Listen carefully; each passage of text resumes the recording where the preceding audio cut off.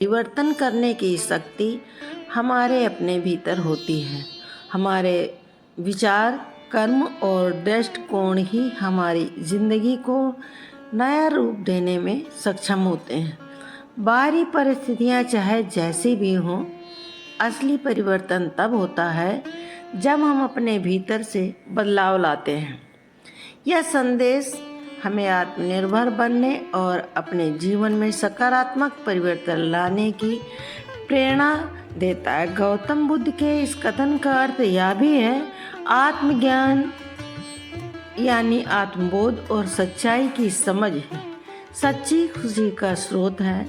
बाहरी सुख सुविधाएं अस्थायी होती हैं, लेकिन जब हम अपने भीतर की सच्चाई को समझते हैं और जीवन के गहरे अर्थ को जानते हैं, तभी हमें स्थायी और गहन शांति संतोष मिलता है। बुद्ध ने हमें यह सिखाया है कि दुनिया की भौतिक चीज़ों में नहीं, बल्कि अपनी अंतरात्मा की गहराई में जाने और अज्ञानता से मुक्त होने में ही सच्ची खुशी प्राप्त होती है। जीवन मूल्यों को समझने का अर्थ यह है कि हम उन सिद्धांतों और आदर्शों को पहचाने जो हमारे जीवन को सही दिशा और अर्थ प्रदान करते हैं। जब हम इन मूल्यों जैसे सत्य, अहिंसा, करुणा, ईमानदारी और सहानुभूति को समझते हैं और अपनाते हैं, तो हमारा जीवन सार्थक और संतुलित होता है।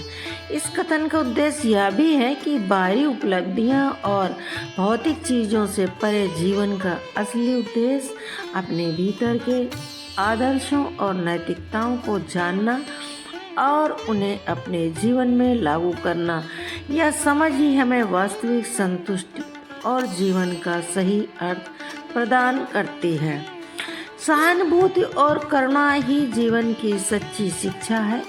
इस विचार का अर्थ यह है कि किसी भी शिक्षा का सर्वोच्च लक्ष्य मानवता, दया और दूसरों के प्रति संवेदनशीलता को विकसित करना होना चाहिए।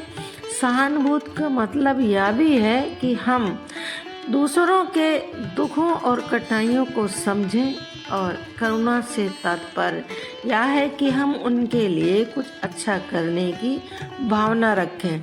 सच्ची शिक्षा केवल बौद्धिक ज्ञान तक सीमित नहीं होती, बल्कि उसमें यह भी शामिल है कि हम कैसे दूसरों के प्रति प्रेम, करुणा और समर्थन दिखाते हैं।